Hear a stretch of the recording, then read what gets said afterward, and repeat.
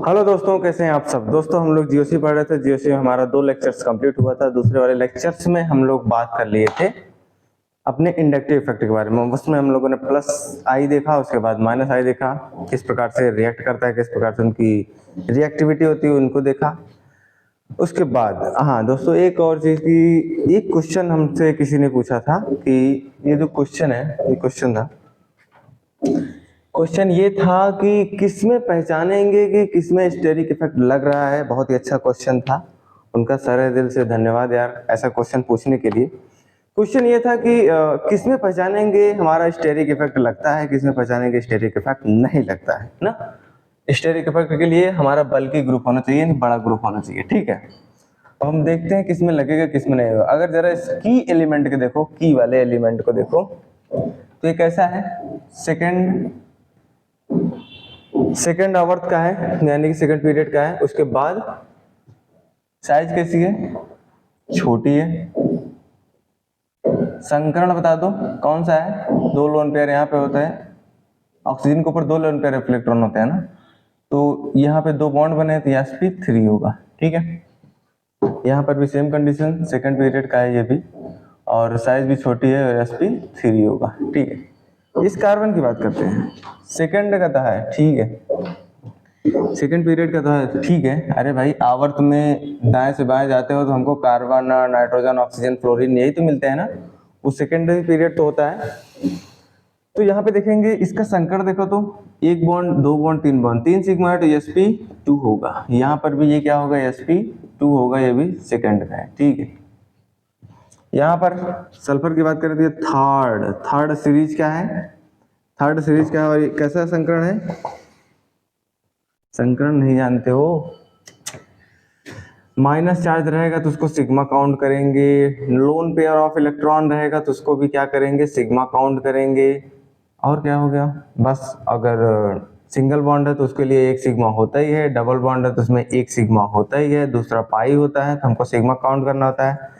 Triple bond रहता है तो 1 सिग्मा रहते हैं, 2 पाई रहते हैं, ओवरऑल 1 पाई होता है। इतना याद होना चाहिए। हाइब्रिडाइजेशन में हम लोग सिग्मा ही देखते हैं। तो यहाँ पर देखिए लोन पेयर ऑफ इलेक्ट्रॉन ये था, यहाँ पर 1 था, 2 लोन पेयर थे और 2 बॉन्ड था। बॉन्ड में 1 सिग्मा होता है, तो 1 सिग्मा, 2 सिग्मा, 3 सिग्मा, 4 सिग्मा, तो sp3 संकरण। यहाँ पर देखेंगे तो इसके पास कोई लोन पेयर ऑफ इलेक्ट्रॉन नहीं होता है, तो 3 बॉन्ड दिख रहे हैं, तो sp2 संकरण हो जाएगा ना। यहाँ पर भी sp3 होगा, यहाँ पर भी क्या होगा, ये भी थर्ड का है और sp3 होगा। यहाँ पर देखेंगे तो ये सेकेंड पीरियड का है, और कौन सा, sp3 होगा। 1 बॉन्ड, 2 बॉन्ड, 3 बॉन्ड, ये 4 बॉन्ड, इसके पास लोन पेयर ऑफ इलेक्ट्रॉन है नहीं, तो यहाँ पे sp3 होगा। 4 बॉन्ड के लिए sp3 है और सेकेंड पीरियड का एलिमेंट है, ठीक है। ओवरऑल कंडीशंस क्या होती है, 3 ही कंडीशंस होती है। सेकंड पीरियड का होना चाहिए, साइज छोटी होनी चाहिए, और sp3 संकरण यानी कि sp3 हाइब्रिडाइजेशन होना चाहिए। किसके लिए, स्टेरिक हिंड्रेंस या फिर कहेंगे स्टेरिक इफेक्ट के लिए। जिस कारण से आप कहेंगे, यहाँ पे देखेंगे तो ये वाला क्या था, ज्यादा हो जाएगा, ठीक है, क्योंकि इसमें क्या लग रहा है, स्टेरिक इफेक्ट लग रहा है। CH3 क्या काम करता है, इलेक्ट्रॉन देता है ना। यहाँ पे इसकी साइज बहुत बड़ी होने के कारण क्या करता है, ये टिल्ट हो जाता है, थोड़ा सा मुड़ जाता है, और अपने बॉन्ड पेयर यानी बॉन्ड एंगल को इंक्रीज कर लेता है, तो परसेंटेज करेक्टर बढ़ता है, जिस कारण से ये क्या काम करता है, इलेक्ट्रॉन विथड्रॉइंग नेचर दिखाने लगता है, यानी कि इलेक्ट्रॉन को खींचने लगता है, ठीक है। यहाँ पर कहेंगे कि ऑक्सीजन है और तो एक साथ खींचना चाहिए, लेकिन नहीं, यहाँ पे मैंने बताया ना बॉन्ड एंगल इंक्रीज होता है, बात की बात है। यहाँ पर वही कंडीशन है। अब बताइए किसमें स्टेरिक हिंड्रेंस लगेगा, कौन कौन सा सेकंड पीरियड का है और sp3 संकरण है, sp3 संकरण है सेकंड पीरियड का है, यानी इसमें लगेगा। यहाँ पर देखेंगे sp2 हो गया, sp2 वैसे प्लेनर होता है, उससे कोई मतलब है नहीं। यहाँ पर देखेंगे, यहाँ पे देखेंगे थर्ड हो गया, इसमें भी नहीं लगेगा। सेकंड पीरियड sp3 संकरण लगेगा, यानी स्टेरिक इफेक्ट की अगर मैं बात करूं, स्टेरिक इफेक्ट की अगर मैं बात करूं, किसमें लगेगा, इसमें लगेगा और इसमें लगेगा। किसमें किसमें लगता है, सेकंड पीरियड होना चाहिए और sp3 संकरण होना चाहिए, और साइज भी क्या होनी चाहिए, छोटी होनी चाहिए, ठीक है। तो क्वेश्चन का आंसर हो सकता है मिल गया हो, किसमें स्टेरिक इफेक्ट लगेगा, किसमें नहीं लगेगा। अच्छा, एक क्वेश्चन और इसी लगते मैं पूछना चाहूंगा।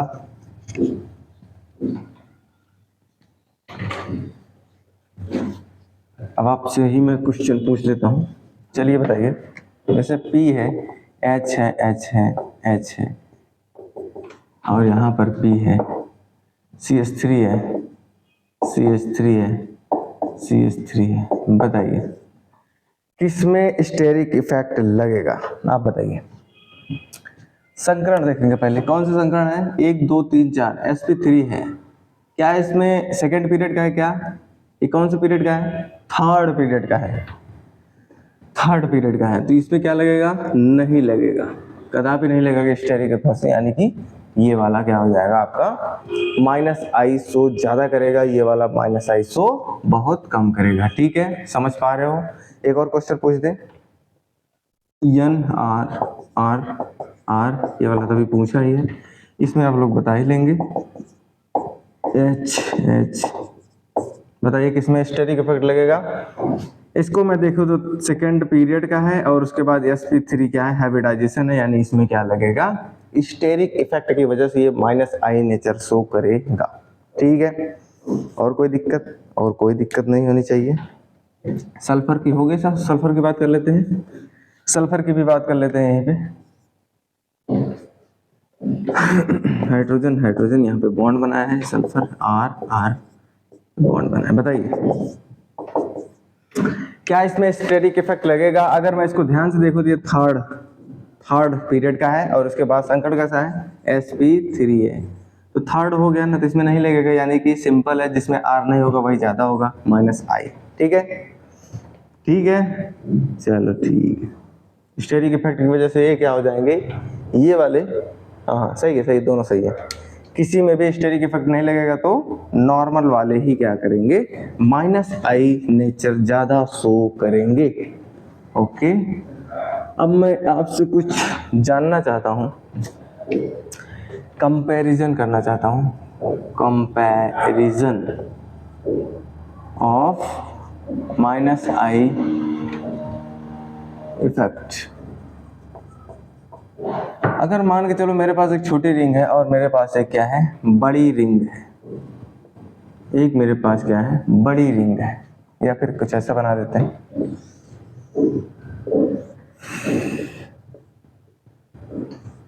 बताइए छोटी वाली रिंग का -I ज्यादा होता है कि बड़ी वाली रिंग का -I ज्यादा होता है? किसका ज्यादा होता है -I?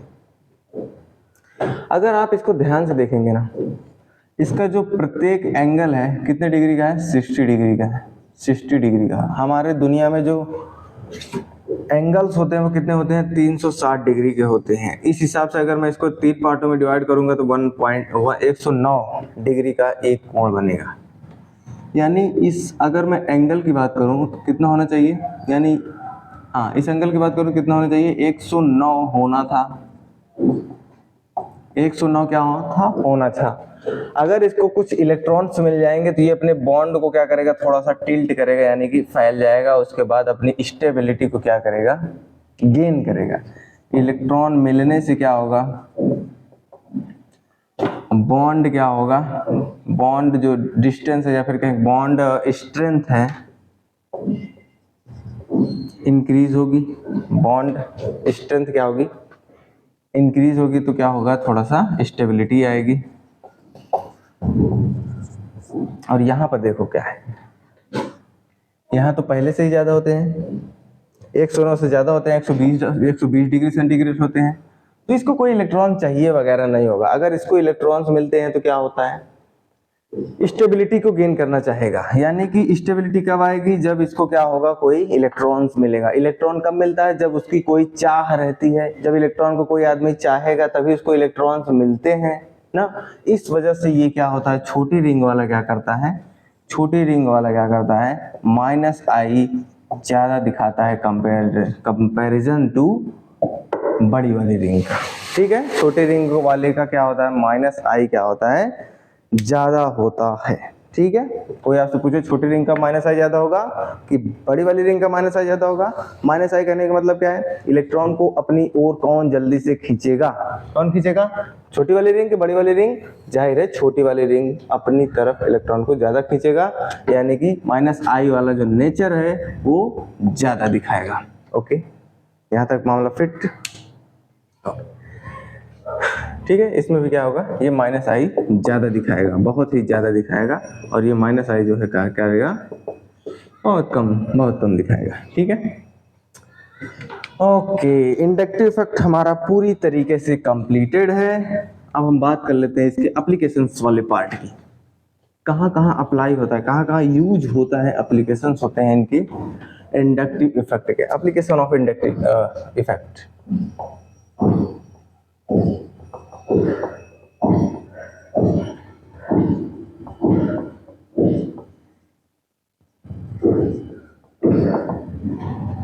Application of inductive effect. Inductive effect का तो वैसे देखा जाए बहुत ही जगह रोल है, मैं एक एक करके सब कुछ लिखा देता हूँ। ठीक है, नंबर 1, रिएक्शन इंटरमीडिएट में।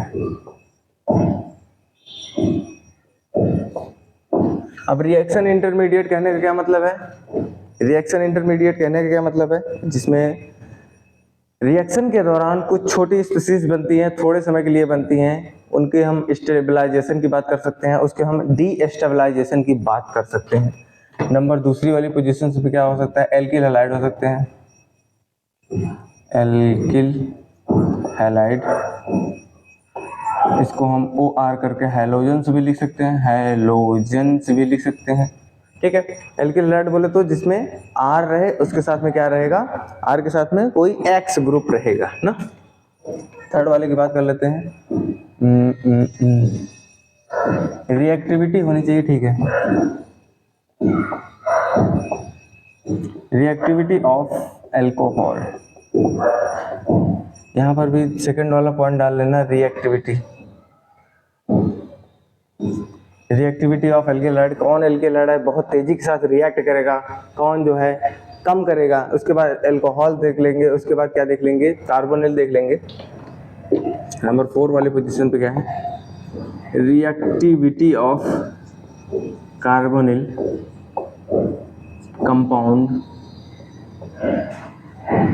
5वां वाला पोजीशन देख लेंगे, acidity, acidity of groups, compound कुछ भी लिख सकते हैं, कंपाउंड। 6वें वाले पोजीशन में देखेंगे बेसिसिटी, बेसिसिटी, एसिडिटी मतलब एसिड, बेसिसिटी मतलब क्षारकता ना। अगर मैं पहले वाले की थोड़ा सा अगर मैं बात करूं ना, तो ये 3 टाइप के हो सकते हैं। एक होता है कार्बो कैट आयन, कार्ब एनायन, और नंबर तीसरा हो जाता है, उसका नाम है फ्री रेडिकल। ठीक है, फ्री रेडिकल्स होते हैं। ठीक, अगर मैं पहला शुरुआत करूं इसमें से, इसको मैं A बोल सकता हूं, इसको मैं B बोल सकता हूं, इसको मैं C बोल सकता हूं। ठीक है, अगर मैं यहाँ पे A स्टार्ट करूं, यानी किसी किसी बुक में कार्बोकैटायन को कार्बोनियम आयन भी कहते हैं, कार्बोनियम आयन। ठीक है, OR करके लिख लेना। कार्बोकैट आयन की अगर मैं बात करूं, देखो कार्ब का मतलब क्या होता है, कार्बो का मतलब क्या होता है, कार्बन। कैट आयन का मतलब होता है पॉजिटिव चार्ज। ठीक है, यानी ओवरऑल कार्बन के ऊपर अगर कोई पॉजिटिव चार्ज है, दिस स्पीशीज इज कॉल्ड, क्या कहेंगे इसे, कार्बोकैटायन कहेंगे। कैसे बनता कैसे है, थोड़ा सा ये भी जान लेते हैं। CH4 है, अब इसमें से एक हाइड्रोजन अगर जाएगा, अगर मैं यहाँ पे ला देता हूँ, मान लो फ्लोरीन ला देता हूँ, फ्लोरीन भी अगर साथ में आ गया है तो क्या करेगा, इसके साथ अटैच हो जाएगा और एक हाइड्रोजन को निकाल देगा। क्यों, क्योंकि कार्बन की कितनी वैलेंसी होती है, 4 वैलेंसी होती है, 4 ही बॉन्ड बनाएगा। ठीक है, तो ये था रिएक्टेंट और ये क्या था, प्रोडक्ट। इनके बीच में कुछ हुआ होगा, उसी को बोलते हैं क्या, रिएक्शन इंटरमीडिएट। ओके, हम लोग यूज की बात कर रहे हैं, कहाँ कहाँ अप्लाई होता है इंडक्टिव इफेक्ट। तो सबसे पहले हम स्टार्ट कर रहे हैं रिएक्शन इंटरमीडिएट। ठीक है, रिएक्शन इंटरमीडिएट में अभी अभी देखा जस्ट कितने टाइप के होते हैं, 3 टाइप के। पहला हो जाता है जिसका नाम है कार्बो कैट आयन। कार्बोकैटायन से पहले मैं कुछ समझाना चाहूँगा। बॉन्ड की अगर मैं ब्रेकिंग की बात करूँ, BOND बॉन्ड ब्रेकिंग की बात करूँ, कितने टाइप का होता है? 2 टाइप का होता है। एक होता है होमो हेट्रो फिजन और एक होता है होमो फिजन। होमो बॉन्ड ब्रेकिंग और हेट्रो बॉन्ड ब्रेकिंग। होमो का मतलब है कि जब सेम हो, जैसे मतलब ए कोई एटम है और यहाँ पे मान लो बी कोई एटम है, इधर भी क्या है? ए कोई एटम है, इधर क्या है? बी कोई एटम है। अगर होमो में क्या रहता है, हमारा जो इलेक्ट्रॉन नेगेटिविटी है ना, वो जितने ए वाले की रहेगी उतना ही बराबर क्या रहेगी? बी वाले की रहेगी। जबकि हेट्रो में क्या होता है, इलेक्ट्रोनेगेटिविटी क्या रहती है? इलेक्ट्रोनेगेटिविटी अलग अलग होती है दोनों एटम्स की। दोनों एटम्स की क्या होती है? अलग अलग होती है।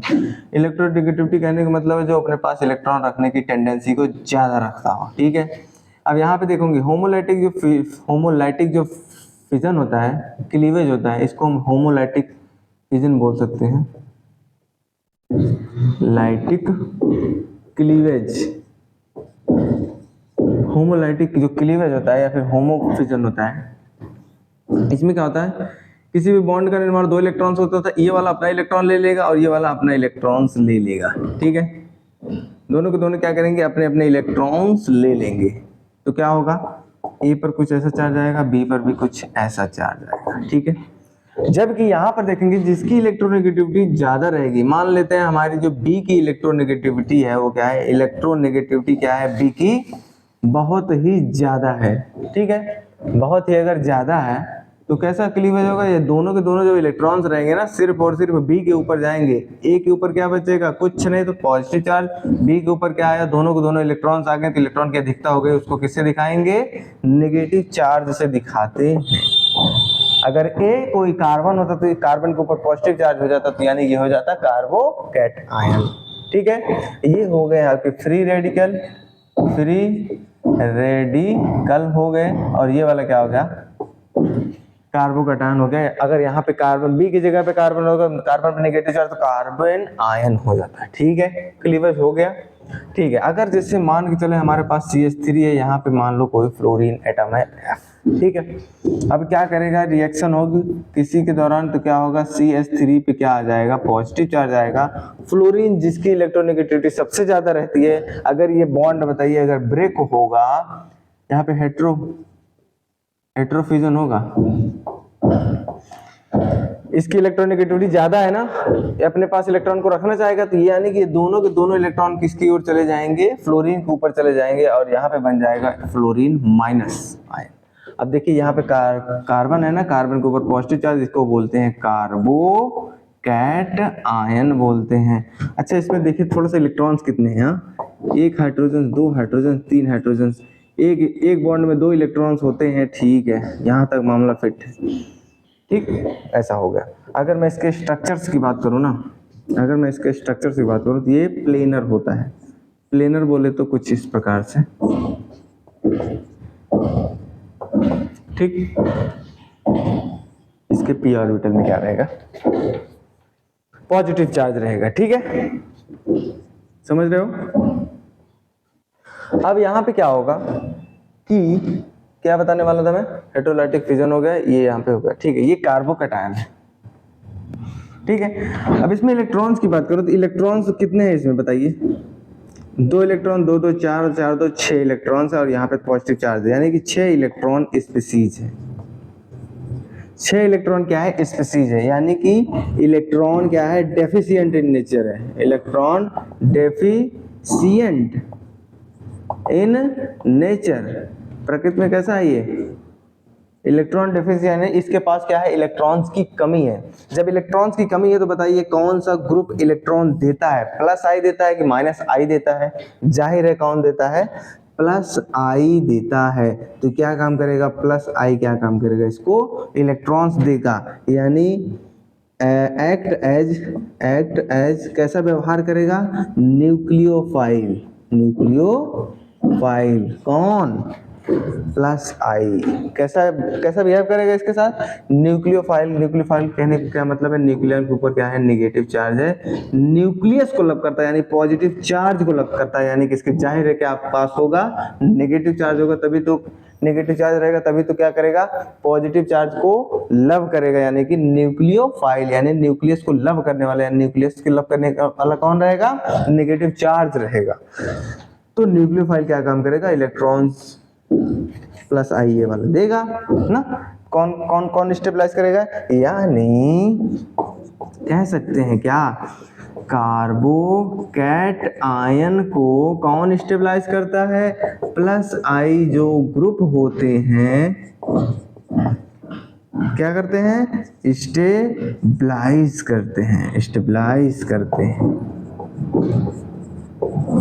यानी कहीं पर भी अगर देखे यहाँ पे CH2 यहाँ पे पॉजिटिव दिख गया, अगर यहाँ पर कोई प्लस आई ग्रुप लग गया, प्लस आई कहने का मतलब है CH3, तो ये क्या काम करेंगे, इलेक्ट्रॉन्स इसको देंगे, क्योंकि यहाँ पे हम लोग जानते हैं कितने इलेक्ट्रॉन्स है, 6 इलेक्ट्रॉन्स है और इसके पास पूरे 8 इलेक्ट्रॉन्स हैं, तो ये क्या काम करेगा, इलेक्ट्रॉन्स देगा। यानी ये कैसा बिहेव कर रहा है, प्लस आई की तरह बिहेव कर रहा है। तो यही तो समझाना था, कार्बोकैट आयन हुआ। अब कार्बन आयन थोड़ा सा देख लेते हैं, इसको भी स्क्रीनशॉट लीजिए पहले। तो आइए देखते हैं थोड़ा सा कार्बन आयन, नंबर बी वाला पॉइंट क्या है, कार्बन आयन। कार्बन आयन करने का मतलब, कार्बन का मतलब होता है कार्बन, एन आयन का क्या मतलब होता है, नेगेटिव चार्ज। एन आयन क्या मतलब होता है, नेगेटिव चार्ज, यानी कार्बन के ऊपर अगर नेगेटिव चार्ज आएगा तो उसको क्या बोलेंगे, कार्बन आयन बोलेंगे। जैसे मान के चलते हैं यहाँ पे CH3 है, कोई एटम है जिसका नाम है जेड एटम, ठीक है, इतना है, इसकी जो है क्या है, इलेक्ट्रोनेगेटिविटी क्या है, बड़ी कम है, इसकी इलेक्ट्रोनेगेटिविटी क्या है, बहुत ही ज्यादा कम है, यानी बहुत कम है, ठीक है। अब जब ये क्या काम करेगा, जब इसकी बॉन्ड की ब्रेकिंग होगी तो दोनों के दोनों इलेक्ट्रॉन क्या करेंगे, इधर की ओर शिफ्ट होंगे, यानी CH3 पे कैसा चार्ज आएगा, नेगेटिव चार्ज आएगा, और प्लस यहाँ पे क्या रहेगा, Z प्लस आयन के रूप में अलग हो जाएगा। अगर मैं इसकी बात करता हूँ, कार्बन के ऊपर क्या आ गया, नेगेटिव चार्ज हो गया, तो इसको हम लोग बोलेंगे कार्बन आयन बोलेंगे, कार्बन आयन बोलेंगे, ठीक है, कार्बन आयन बोलेंगे, ठीक। अब इसमें हम क्या करने, थोड़ा सा इसकी स्ट्रक्चर से ड्रॉ करते हैं, तो कैसे दिखेगा ये, कार्बन हुआ, यहाँ पे क्या है, नेगेटिव चार्ज है, ठीक है, और यहाँ पर हाइड्रोजन, यहाँ पर हाइड्रोजन, यहाँ पे हाइड्रोजन। ये कैसा है, पिरामिडल शेप का है, पिरामिड जैसा दिख रहा है ना, पिरामिड शेप, ठीक है। इसके क्या है स्ट्रक्चर से, हमको बताइए इसमें कितने इलेक्ट्रॉन्स है, मैं इतना जानना चाहता हूँ। एक यहाँ पे देखिए, एक बॉन्ड का निर्माण 2 इलेक्ट्रॉन्स होता है, तो 2 2 4 2 6, और यहाँ पर दोनों के दोनों इलेक्ट्रॉन शिफ्ट हुए तो यहाँ पे आएगा नेगेटिव चार्ज आएगा, यानी इसमें भी 2 इलेक्ट्रॉन्स है। 8 इलेक्ट्रॉन्स क्या है, स्पीसीज है, स्पीसीज है। जब 8 इलेक्ट्रॉन स्पीसीज यानी क्या है, इलेक्ट्रॉन रिच है, इलेक्ट्रॉन रिच है, इसके पास इलेक्ट्रॉन की भरमार है, यानी कि 8 इलेक्ट्रॉन्स है, ठीक है। तो हमको बताइए इलेक्ट्रॉन को कौन कम करता है, कौन इसको स्टेबलाइज करेगा, यानी कि इसके पास इलेक्ट्रॉन बहुत ही ज्यादा है, कौन इसका इलेक्ट्रॉन्स को कम करेगा, तो आता है वहां पर -IGROUP ग्रुप। -I ग्रुप करते क्या है, इलेक्ट्रॉन को क्या करते हैं, खींचते हैं अपनी ओर, इलेक्ट्रॉन्स को क्या करते हैं, अपनी ओर खींचते हैं, और इसको क्या प्रदान करते हैं, और स्टेबिलिटी प्रदान करते हैं, स्टेबिलिटी प्रदान करते हैं, ठीक है। जैसे यहाँ पे क्या है, CH2 यहाँ पे मान लेते हैं हम नेगेटिव चार्ज है, यहाँ पर मैं लगा देता हूँ NO2 लगा देता हूँ, या फिर CH2 है यहाँ पे माइनस है, यहाँ पे क्या लगा देता हूँ, मान लो फ्लोरीन लगा देता हूँ, बात की बात है। अब हमको जरा बताइए ये कैसा ग्रुप है, ये कैसा ग्रुप है, -I ग्रुप है, ये भी कैसा ग्रुप है, -I ग्रुप है। एक और एग्जांपल ले लूं क्या है, यहाँ पे जैसे मान के चलते हैं यहाँ पे CH2 है, यहाँ पे क्या है CH3 है, यहाँ पे नेगेटिव चार्ज है, ये कैसा ग्रुप है, +I ग्रुप है। आप देख सकते हैं +I -I वाले ग्रुप में जाकर के। हमको जरा बताइए इसके पास 8 इलेक्ट्रॉन्स हैं। 8 क्या है? इलेक्ट्रॉन्स है। इसके पास इलेक्ट्रॉन की रिचनेस बहुत ज्यादा है, यानी कि इलेक्ट्रॉन अमीर है, मतलब कुल मिलाकर ऐसे समझिए। तो क्या काम करके NO2 क्या करता है? अपनी ओर इलेक्ट्रॉन्स को खींचता है। जब अपनी ओर इलेक्ट्रॉन को खींचता है, इसके ऊपर जो नेगेटिव चार्ज ज्यादा है वो क्या हो जाएंगे? कम हो जाएंगे, यानी कि क्या प्रदान करेगा? स्टेबिलिटी प्रदान करेगा। ठीक है, इस केस में भी वही होगा। फ्लोरीन की इलेक्ट्रोनेगेटिविटी ज्यादा होती है तो ये क्या करेगा? इलेक्ट्रॉन्स को अपनी ओर खींचने लगेगा, यानी कि क्या करेगा? स्टेबिलिटी प्रोवाइड करेगा। जबकि इस केस में देखो क्या है, यहाँ पर तो नेगेटिव चार्ज है और CH3 करता क्या है? इलेक्ट्रॉन्स को देता है। कैसा ग्रुप है? +I ग्रुप है। इलेक्ट्रॉन्स को अगर दे रहा होगा तो बताइए, किसी के पास पैसा बहुत ज्यादा है, उसमें देने से कोई मतलब है? कोई मतलब नहीं, यानी कि क्या करेगा? अनस्टेबलाइज करेगा, अनस्टेबलाइज करेगा। समझ पा रहे हो? समझ पा रहे हो पूरा? इसके बाद नंबर C वाले पोजीशन पे आता है, जिसका नाम है फ्री रेडिकल। फ्री रेडिकल में क्या होता है? होमोलाइटिक क्लीवेज होता है। होमोलाइटिक क्लीवेज होता है, यानी एक इलेक्ट्रॉन है, यहाँ पे B कोई एटम है, यहाँ पर 2 इलेक्ट्रॉन्स है, दोनों लोग क्या करेंगे? अपना अपना इलेक्ट्रॉन्स ले लेंगे, तो बनने वाली स्पीसीज क्या रहेगी? कुछ इस प्रकार की दिखेगी। इसे ही कहते हैं क्या? फ्री रेडिकल कहते हैं। फ्री रेडिकल कहते हैं। इसका आप स्क्रीनशॉट लीजिए, थोड़ा और देखते हैं फ्री रेडिकल के बारे में। तो आइए थोड़ा सा फ्री रेडिकल के बारे में देखते हैं। फ्री रेडिकल कहने का मतलब है इसमें क्या होती है? इसमें इलेक्ट्रॉन नेगेटिविटी, यानी इलेक्ट्रॉन को जो खींचने की क्षमता होती है बराबर रहती है, बराबर रहती है। जैसे 2 CH3 ग्रुप किसी से अटैचेज है, ठीक है, इसमें 2 इलेक्ट्रॉन है, जितनी इसकी पावर है उतनी क्या है? इसकी पावर है। तो ये क्या काम करेगा? अपना अपना इलेक्ट्रॉन्स ले लेगा, बनेगा क्या? CH3 radical. CH3 रेडिकल्स बनेंगे। अब हमको जरा बताइए कितने इलेक्ट्रॉन्स हैं इसमें? इसको मैं थोड़ा सा स्ट्रक्चरली ड्रा करूं, और यहाँ पर एक रेडिकल, यहाँ पर भी वही वाला स्ट्रक्चर रहेगा। कितने इलेक्ट्रॉन्स है इसमें? 1 इलेक्ट्रॉन, 2 इलेक्ट्रॉन, 3 इलेक्ट्रॉन, यानी कि एक बॉन्ड में कितने इलेक्ट्रॉन्स? 2 इलेक्ट्रॉन्स, 3 दूना 6 इलेक्ट्रॉन, 6 1 7 इलेक्ट्रॉन। 7 इलेक्ट्रॉन्स क्या है? ये स्पीसीज, 7 इलेक्ट्रॉन स्पीसीज है, यानी 8 से तो कम ही है ना। इलेक्ट्रॉन डेफिशिएंट है। इलेक्ट्रॉन्स क्या है? डेफिशिएंट है, यानी इसको इलेक्ट्रॉन्स और चाहिए। कितने होने के लिए? 8 होने के लिए। 7 तो है ना, 7 से कम रहता है तो कोई चाहता है कि हमारा अष्टक पूरा हो जाए, कोई नहीं चाहता कि हमारा अष्टक ना पूरा हो। तो क्या होगा? इलेक्ट्रॉन डेफिशिएंट नेचर है, यानी इसको कौन स्टेबलाइज करेगा? इसको स्टेबलाइज करेगा कौन करेगा? +I, जो इलेक्ट्रॉन को देते हैं। +I ग्रुप करेंगे। ओवरऑल मैं एक टेबल बना करके चर्चा कर लेता हूँ, उसके बाद ही समझ में आएगा, थोड़ा और अच्छे से समझ में आएगा। ओके, चलिए इधर लिखता हूँ मैं कार्बोकैट आयन, इधर लिखता हूँ कार्बेन आयन, इधर लिखता हूँ मैं फ्री रेडिकल। ठीक,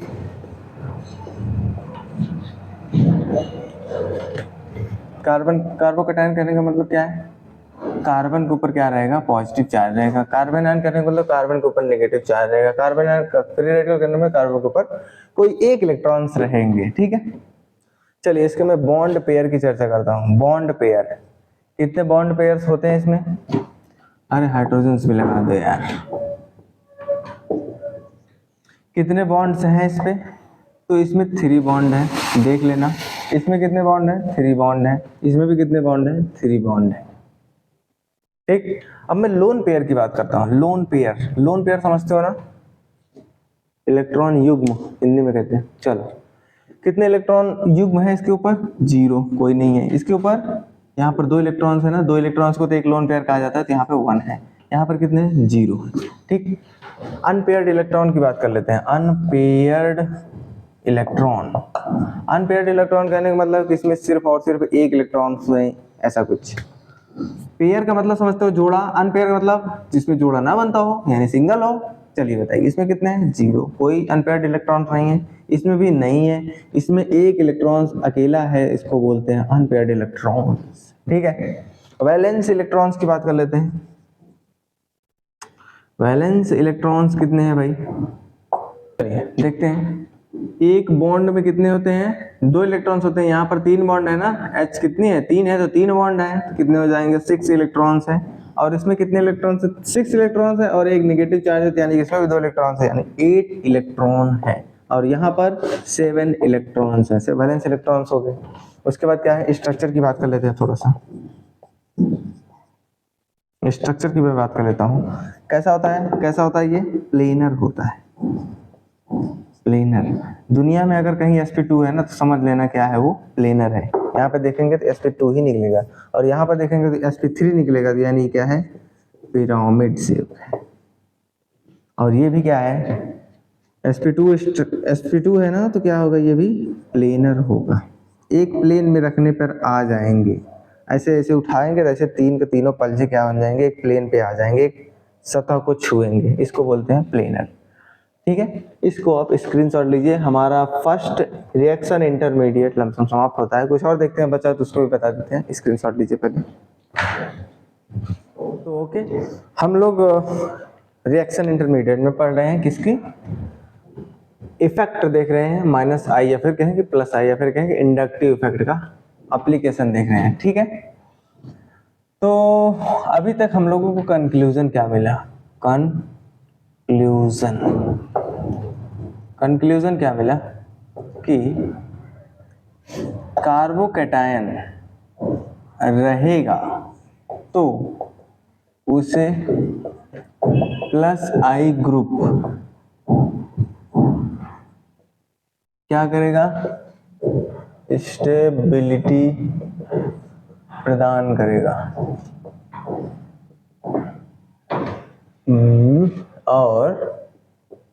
और क्या हो सकता है? कार्ब एनायन रहेगा तो क्या करेगा? उसे कौन? माइनस IgROUP ग्रुप स्टेबिलिटी प्रदान करेगा। बस फ्री रेडिकल की भी चर्चा नहीं करेंगे। फ्री रेडिकल बहुत बाद में आएगा, लेकिन उसको बहुत ही डिटेल में पढ़ेंगे।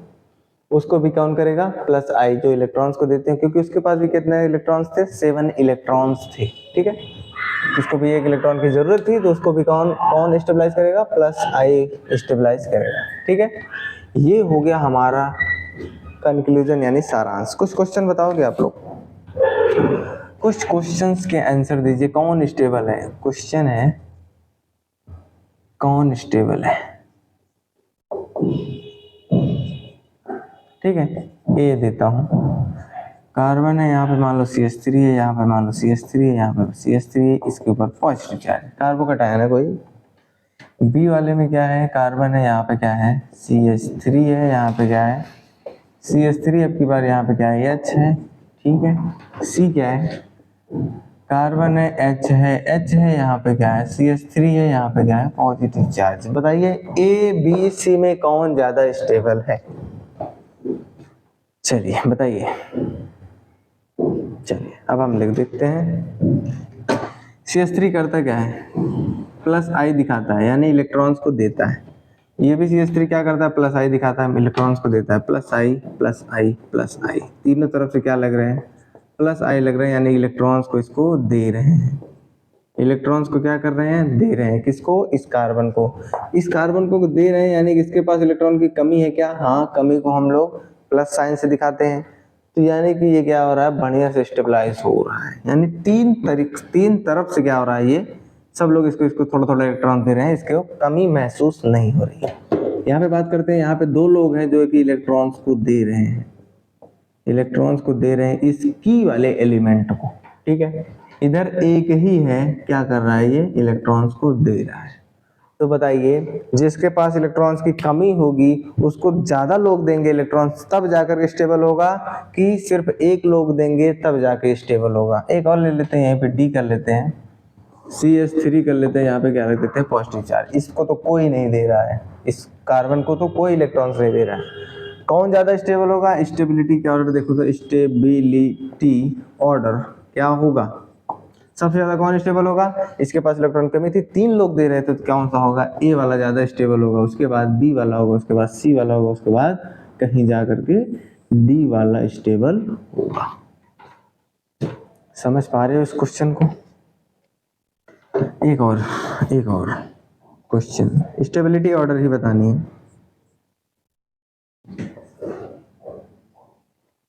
यहीं पे बना दो।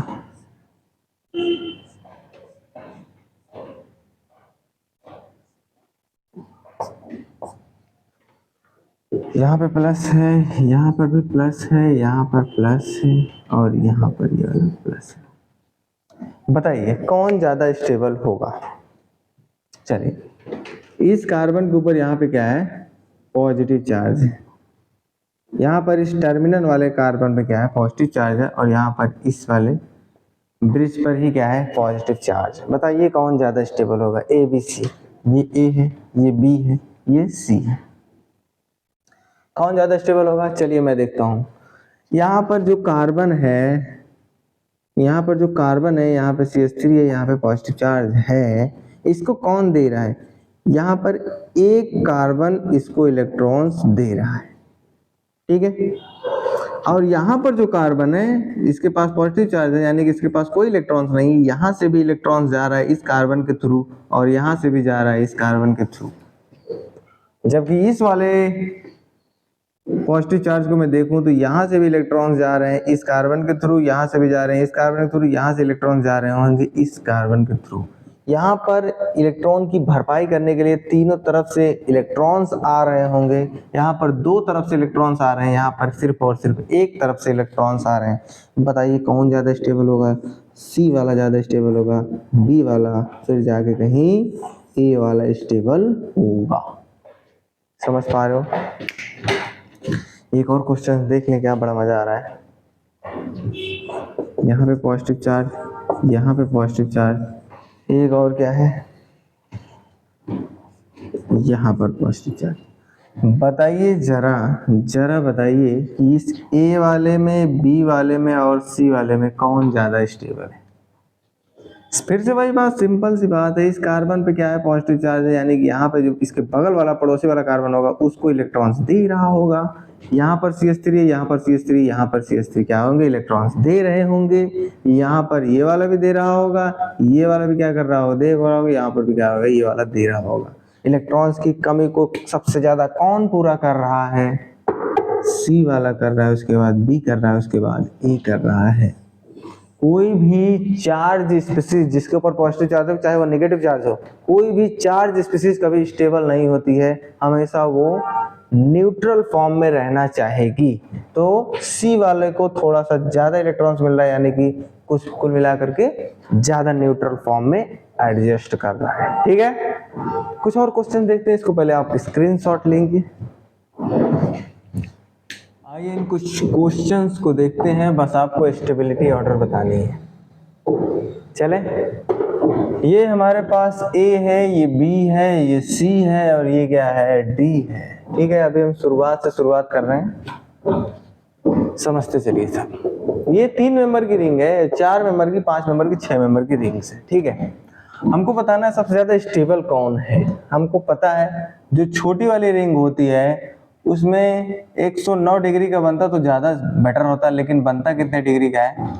60 डिग्री का बनता है। इसको चाहिए क्या?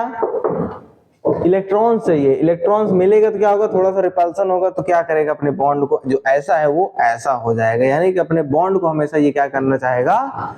इंक्रीज करना चाहेगा, बढ़ाना चाहेगा। तो अगर ये 3 मेंबर की होती तो अपने बॉन्ड को इंक्रीज करना चाहती है, तो पहले से इसके पास क्या हो गई? इलेक्ट्रॉन की कमी हो गई।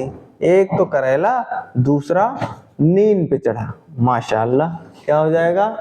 बहुत ही ज्यादा अनस्टेबल हो जाएगा। यहाँ पर देखते हैं क्या होगा। 6 मेंबर की रिंग है, 120 डिग्री क्या है वो है, उसके पास, इसके पास इलेक्ट्रॉन्स की कमी है इस वाले कार्बन की। तो कोई बात नहीं, ये वाला कार्बन दिख रहा है, ये वाला कार्बन दिख रहा है, दोनों कार्बन क्या करेंगे? इलेक्ट्रॉन्स को देंगे और बढ़िया से क्या करेगा? स्टेबलाइज कर जाएगा। यानी ओवरऑल होगा क्या? और यहाँ पे देखेंगे इसकी थोड़ा सा 120 से कम होगी और इसकी तो और ही ज़्यादा कम होगी। इसकी 90 डिग्री होती है, इसको भी 107 108 डिग्री मान सकते हैं, 9 डिग्री मान सकते हो, आपकी मर्जी। ठीक, तो क्या होगा इसमें से बताइए, सबसे ज्यादा कौन स्टेबल होगा? डी वाला स्टेबल होगा। डी, उसके बाद सी, उसके बाद बी, उसके बाद ए कहीं जाकर के लास्ट में। छोटी रिंग्स बहुत ही ज्यादा अनस्टेबल होती हैं, स्टेबल नहीं होती। जितनी बड़ी रिंग्स होगी उतना क्या होगा, वो स्टेबल फॉर्म में एग्जिस्ट करेगी। ठीक, ठीक है, समझ गए? समझ गए। अब थोड़ा कार्बोकेटायन का क्वेश्चन हो गया, अब थोड़ा कार्बेन आयन पे बात कर लेते हैं। कार्बेन आयन कहने का मतलब कार्बन के ऊपर नेगेटिव चार्ज वाले क्वेश्चन की बात कर लेते हैं। यहाँ पर ये ए है, ये बी है, ये सी है और ये क्या है? डी है। हमको जरा बताइए, इस वाले कार्बन को अगर मैं देखूं ध्यान से, 2 इलेक्ट्रॉन, 2 2 4 2 6 2 8 इलेक्ट्रॉन से, यानी कि इलेक्ट्रॉन रिच है। इलेक्ट्रॉन इसके पास बड़े ज्यादा हैं, ठीक है, पहले से ज्यादा है। अगर इसके पास इलेक्ट्रॉन्स ज्यादा है तो इसको कौन स्टेबल करेगा? कोई इसका इलेक्ट्रॉन्स लेने वाला अगर लग जाए तब ज्यादा स्टेबल करेगा। यानी हम लोग जानते हैं ये जो CH3 है ना, वो प्लस आई दिखाता है, यानी इलेक्ट्रॉन्स को देता है। इलेक्ट्रॉन्स को क्या करता है? देता है। अब बताइए, इसके पास इलेक्ट्रॉन पहले से ज्यादा थे और इसको कोई दे रहा है तो डिस्टर्ब हो जाएगा, बहुत ही ज्यादा अनस्टेबल चला जाएगा। यहां पर देखते हैं इस वाले केस में, यहाँ पे देखो, पहले उस वाले केस में जानते हैं। यहाँ पर सिर्फ एक ही CH3 है, प्लस आई दिखाएगा। प्लस आई दिखाने का मतलब है इलेक्ट्रॉन्स को देगा। सिर्फ एक लोग दे रहे हैं, इसके पास, कार्बन के पास पहले से इलेक्ट्रॉन की ज्यादा अधिकता है। तो बताइए कौन ज्यादा स्टेबल होगा? इसको कोई नहीं दे रहा है, इसके पास 8 ही इलेक्ट्रॉन्स है, इसके पास 8 से ज्यादा इलेक्ट्रॉन्स है, इसके पास थोड़ा और ज्यादा है क्योंकि यहाँ पे 2 लोग दे रहे हैं इलेक्ट्रॉन्स, इसके पास और ज्यादा हो जाएगा क्योंकि इसको 3 इलेक्ट्रॉन्स, 3 तरफ से इलेक्ट्रॉन्स मिल रहे होंगे। कौन स्टेबलाइज होगा? पहले से ज्यादा इलेक्ट्रॉन्स हैं, उसको और अनस्टेबल कर रहे हैं। ये तो और, वो तो और कर रहा है, ये तो थोड़ा कम कर रहा है, ये तो और कम कर रहा है, ये तो मान लो ठीक ठाक है। तो डी सबसे ज्यादा स्टेबल होगा, उसके बाद कौन होगा? सी होगा, उसके बाद कौन होगा? बी होगा, उसके बाद कौन होगा? ए होगा। स्टेबिलिटी ऑर्डर में जिसके पास पैसा रहता है उसको पैसा नहीं देना चाहिए। अब कार्बन के पास पहले से पैसा तो तुम और दे रहे हो पागलों की तरह। चलो इधर देखो, यहाँ पर कार्बन है, जी हाँ है। इस कार्बन के ऊपर नेगेटिव चार्ज यानी 8 इलेक्ट्रॉन से कोई एक्स्ट्रा इलेक्ट्रॉन ले लेता है तो बहुत अच्छी बात है, लेकिन यहाँ पे कार्बन है, इलेक्ट्रॉन्स दे रहे हैं, एक तरफ से दे रहे हैं। इस वाले कार्बन को वही नहीं याद है, 2 तरफ से इलेक्ट्रॉन्स दिए जा रहे हैं। इस वाले को 3 लोग इलेक्ट्रॉन्स दे रहे हैं, पहले से दिखता है और ज्यादा दिखता है। कौन डिस्टर्ब कर रहा है बहुत ज्यादा? सी। यहाँ पे सी है, ये बी है, ये ए है। स्टेबिलिटी अगर मैं बात करूँ, स्टेबल कौन ज्यादा होगा? सबसे ज्यादा स्टेबल होगा ए, क्योंकि उसको एक ही तरफ से मिल रहा है, उसके बाद बी, उसके बाद सी। इलेक्ट्रॉन्स की अधिकता रहती है तो जस्ट उसका उल्टा हो जाता है। अगर यहीं पे पॉजिटिव होता तो 3 लोग दे रहे हैं तब ज्यादा, सबसे ज्यादा ये स्टेबल हो जाता, लेकिन अफसोस यहाँ पे नेगेटिव चार्ज है। इन दोनों की बात कर लेते हैं, कौन ज्यादा स्टेबल है? इस वाले कार्बन को बहुत ही ज्यादा इलेक्ट्रॉन्स है, 8 इलेक्ट्रॉन्स है, ठीक है। अगर यहाँ से देखोगे तो एक कार्बन दे रहा है, और यहाँ पर देखेंगे तो ये वाला कार्बन दे रहा है, ये वाला कार्बन भी इलेक्ट्रॉन देगा, ये वाला कार्बन भी इलेक्ट्रॉन देगा, 3 तरफा काम हो जाएगा। स्टेबिलिटी की बात करूँ तो ए वाला ज्यादा स्टेबल है बी वाले से, ठीक है। अब हम देखते हैं एल्किल हैलाइड की रिएक्टिविटी, आप इसको स्क्रीनशॉट लेंगे। दूसरे वाले एप्लीकेशंस को देख लेते हैं जिसका नाम है रिएक्टिविटी ऑफ एल्किल हैलाइड या फिर रिएक्टिविटी ऑफ हैलोजेंस देखते हैं ना। मैं 3 एग्जांपल्स लेता हूँ, एग्जांपल के तरीके से आपको समझाने की कोशिश करता हूँ। जैसे CH3 है, यहाँ पे CH2 है, यहाँ पे क्या है? Cl है, ठीक है। और यहाँ पे क्या है? CH3 है, यहाँ पे C है, यहाँ पर CH3 है, यहाँ पे H है, यहाँ पे Cl है। CH3 है, CH3 है, यहाँ पर भी क्या है? CH3 है, यहाँ पे क्या है? Cl है, ठीक है। इन सब की रिएक्शंस में करा देता हूँ AgNO3 से। AgNO3 क्या होता है? लेविस एसिड होता है, ठीक है। इसके पास होते हैं वैकेंट, क्या वैकेंट, क्या ऑर्बिटल, यानी खाली जगह होती है।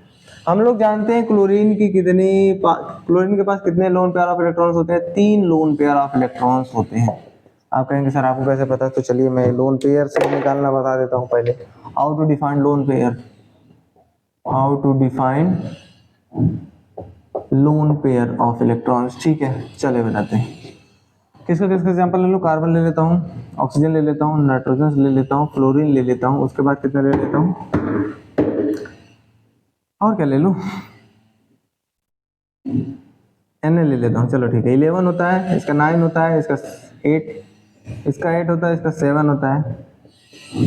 इसको ऊपर कर देता हूँ, नाइट्रोजन ऊपर कर देता हूँ, ऑक्सीजन नीचे कर देता हूँ। यहाँ पे 8 होता है, यहाँ पे 7 होता है, यहाँ पे 6 होता है। ठीक है, हम लोग जानते हैं 2,6 2,4 करते हैं, ये होता है कार्बन का इलेक्ट्रॉनिक विन्यास। और 2,5 कर दें, उसके बाद यहाँ पे 2,6 करते हैं, 6 2 8 हो गया। यहाँ पे 9 है तो 2,7 हो जाएगा। यहाँ पे क्या हो जाएगा? 2,8,1। जो लास्ट वाली कक्षा होती है इसको बोलते हैं वैलेंस इलेक्ट्रॉन वाली कक्षा, यानी कि आउटर ऑर्बिटल बोलते हैं, आउटर सेल्स बोलते हैं, कुछ भी बोल दीजिए आप। तो हमको जरा बताइए, सबसे बाहरी वाली कक्षा में कितने इलेक्ट्रॉन्स हैं? 4 इलेक्ट्रॉन्स हैं। अगर मुझे 4 इलेक्ट्रॉन को शो करना हुआ, दिखाना हुआ, तो कैसे दिखाएंगे? यहाँ पे कार्बन बनाएंगे, चारों तरफ ऊपर नीचे और दाएं और बाएं क्या करेंगे? इलेक्ट्रॉन्स का फिलअप करते हैं, भरते हैं। ठीक है, क्या इसमें कोई इलेक्ट्रॉन का जोड़ा दिखा? क्या नहीं दिखा। इसमें देखते हैं नाइट्रोजन को, कितने इलेक्ट्रॉन्स हैं? 5 इलेक्ट्रॉन्स है। ऊपर भरो, फिर दाएं भरो, फिर नीचे भरो, फिर बाएं भरो। कितने इलेक्ट्रॉन्स भर दिए? 4 इलेक्ट्रॉन्स भर दिए। 1 इलेक्ट्रॉन यानी 5 इलेक्ट्रॉन्स थे ना, तो 5 इलेक्ट्रॉन्स भर दिए। यानी कि नाइट्रोजन वाली फैमिली में, या फिर कहेंगे नाइट्रोजन के पास कितने इलेक्ट्रॉन्स होते हैं? एक लोन पेयर ऑफ इलेक्ट्रॉन्स होता है। ऑक्सीजन के पास देखते हैं, ऑक्सीजन है 6 इलेक्ट्रॉन्स भरने हैं। 1 2 3 4 5 6। कितने लोन पेयर मिले? 2 लोन पेयर ऑफ इलेक्ट्रॉन्स मिले।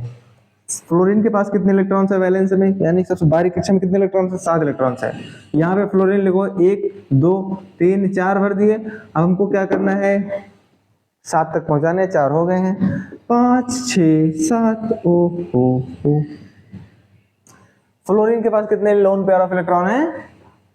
3 loan pair of electron. Sodium के पास कितने हैं भैया? वैलेंस शेल में तो एक ही इलेक्ट्रॉन है, तो एक ही, इसमें तो कोई मतलब है नहीं यार, हम लोन पेयर की बात कर रहे थे।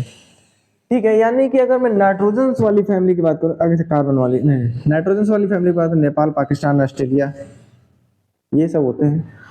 ओस से ना, उसके बाद क्या आता है? फ्लोरीन। ये पीरियोडिक टेबल देखो, यानी इसके पास अगर एक लोन पेयर है ना, तो पी के पास भी एक लोन पेयर होगा, इसके पास भी एक लोन पेयर होगा, इसके पास भी एक लोन पेयर होगा। ऑक्सीजन के पास अगर 2 लोन पेयर ऑफ इलेक्ट्रॉन्स है ना, 2 ही लोन पेयर आए थे, तो सल्फर के पास भी 2 इलेक्ट्रॉन्स होंगे, इसके पास भी 2 लोन पेयर ऑफ इलेक्ट्रॉन्स होंगे, इसके पास भी 2 लोन पेयर ऑफ इलेक्ट्रॉन्स होंगे। फ्लोरीन के पास अगर 3 लोन पेयर ऑफ इलेक्ट्रॉन्स हैं, तो क्लोरीन के पास भी कितने होंगे? 3 लोन पेयर ऑफ इलेक्ट्रॉन्स होंगे। नहीं तो निकाल करके देख लेना वैलेंस शेल में कितने इलेक्ट्रॉन्स हैं, सब कुछ बता दिया हूँ। ठीक है, हो गया, निकालना सीख गए कैसे लोन पेयर ऑफ इलेक्ट्रॉन्स निकाल लेते हैं। वैलेंस शेल में देखो, उसके बाद ऊपर नीचे दाएं बाएं इलेक्ट्रॉन्स को फिल कर दो, लोन पेयर निकालना सीख गए हम लोग। ओके, ये थी बेसिक बातें क्लास 11th या फिर कहें कि 10th वाली बातें। ठीक, इसके पास होते हैं वैकेंट ऑर्बिटल, यानी कि खाली स्थान होता है। इसका लोन पेयर ऑफ इलेक्ट्रॉन, जिसके पास पैसा होता है वो क्या खाली बैठता है? नहीं, कुछ ना कुछ करता है, उछलता कूदता है। ये उछलेगा किसके? इसके खाली वाली जगह में। तो बनने वाला प्रोडक्ट क्या होगा? CH3 है, CH2 है, यहाँ पे क्या है? Cl है। Cl का इलेक्ट्रॉन कूद करके यहाँ चला गया, तो Cl के पास क्या बचा? खाली स्थान बचा। तो खाली स्थान को पॉजिटिव चार्ज से दिखाते हैं, और यहाँ पर Ag के साथ मिलकर के बॉन्ड बना है। यही वाला बॉन्ड बना है इस वाले दोनों इलेक्ट्रॉन से। अरे भाई, एक बॉन्ड का निर्माण 2 इलेक्ट्रॉन से होता है ना, तो इसका वाला दोनों इलेक्ट्रॉन क्या बना लिया? बॉन्ड बना लिया, ये वाला बॉन्ड बना लिया। तो यहाँ पर खाली स्थान बच गया, तो वहां पे पॉजिटिव चार्ज आ गया। यहाँ पे क्या? AgNO3 था। यहाँ पर भी सेम कंडीशन, CH3 होगा, कार्बन होगा, यहाँ पर भी CH3 है, उसके बाद CH, यहाँ पे H लगा देता हूँ। क्लोरीन था, इसका पॉजिटिव चार्ज आ गया, क्योंकि उड़ करके कहाँ चला गया? यहाँ पे चला गया, तो यहाँ पे बनने वाला AgNO3 रहेगा। यहाँ पर भी क्या होगा? CH3 रहेगा। Cl है, उड़ करके बॉन्ड बना लिया एक, यहाँ वाला 2 इलेक्ट्रॉन्स है ना इसमें, एक बॉन्ड में 2 इलेक्ट्रॉन्स होते हैं। तो यहाँ पे क्या बन गया? AgNO3 मिल गया। ठीक है, अब क्या होगा? बॉन्ड का क्लीवेज होगा, बॉन्ड टूटेगा।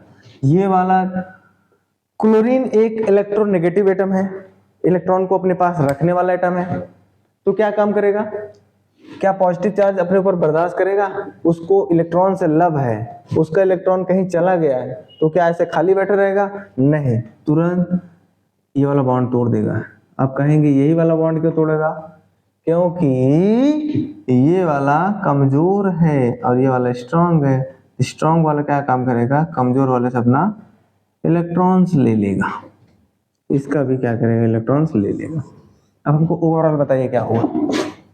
CH3 है, यहाँ पे CH2 है, एक इलेक्ट्रॉन इसका था और एक इलेक्ट्रॉन इसका था, दोनों मिलकर आपस में बॉन्ड बनाए थे, दोनों इलेक्ट्रॉन इसके पास चले गए हैं, तो इसके पास क्या बचा, कुछ नहीं बचा, तो पॉजिटिव चार्ज लगाओ।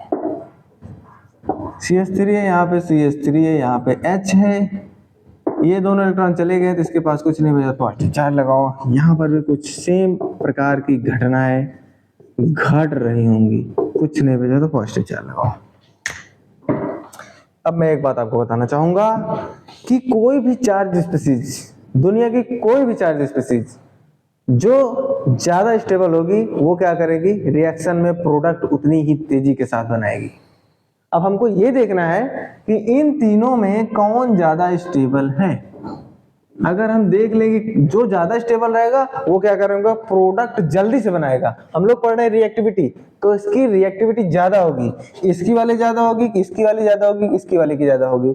तो जो इंटरमीडिएट ज्यादा स्टेबल होगा वो क्या काम करेगा, प्रोडक्ट बड़ी तेजी के साथ बनाएगा। हमको ये बताइए कार्बन के ऊपर कितने इलेक्ट्रॉन्स है अभी हाल ही में, 1 2 3 4 5 6 इलेक्ट्रॉन्स है, यानी कि इलेक्ट्रॉन की कमी है इसके पास, 6 इलेक्ट्रॉन्स है, इलेक्ट्रॉन्स की कमी है, 8 होने चाहिए थे। अब CH3 करता क्या है, प्लस आई दिखाता है। प्लस आई कहने का मतलब है इलेक्ट्रॉन्स को देता है, ठीक है, दे रहा है। किसको देगा, कार्बन को देगा।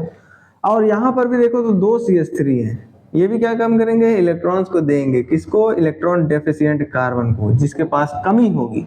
और यहाँ पर सिर्फ और सिर्फ एक ही CH3 है, तो यही अकेला देगा। तो हमको बताइए इन तीनों में कौन ज्यादा स्टेबल है। इसका जो पॉजिटिव चार्ज है वो कहीं ना कहीं मिनिमाइज हो जा रहा है, बहुत कम हो जा रहा है। कह कि भैया ये कह रहा है मैं भी दे रहा हूँ, मैं भी दे रहा हूँ, मैं भी दे रहा हूँ, जो तुम्हारा खर्चा है ले लो, जो तुम्हारी कमी है उसकी भरपाई कर लो। तो इसके ऊपर चार्ज कैसा हो जाएगा, लगभग नेग्लेजिबल हो जाएगा, मतलब बहुत ही कम हो जाएगा।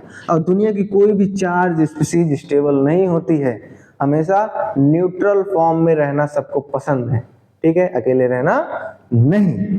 तो हमको जरा बताइए ये कहीं ना कहीं स्टेबल हो रहा है। 3 डिग्री वाला ये कितने डिग्री का कार्बन है, 1 2 3 डिग्री का कार्बन है, 3 डिग्री है, ये 2 डिग्री है, और ये क्या है 1 डिग्री है। अगर मैं रिएक्टिविटी की बात करूं,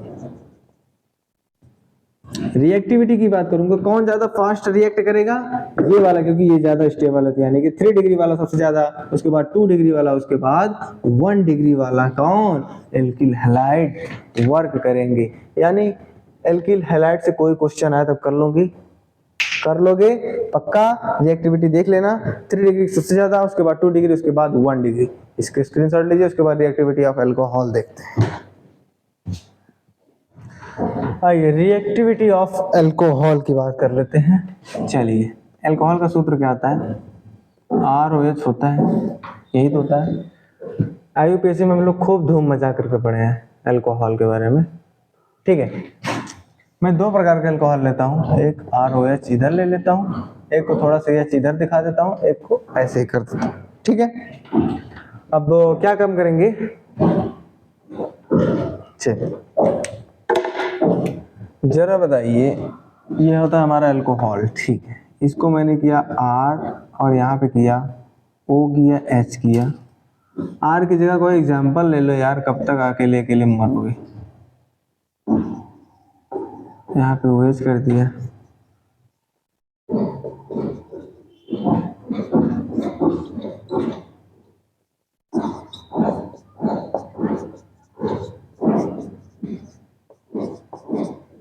ठीक, और इधर कर देता हूँ। अल्कोहल का 2 तरीके से लिखा हूँ मैंने, ठीक है। अब की बार यहाँ पर CH3 कर देता हूँ, CH2 कर देता हूँ, यहाँ पर O कर देता हूँ, यहाँ पे H कर देता हूँ। CH3 है, C है, यहाँ पे CH3 है, यहाँ पे क्या है H है, यहाँ पे O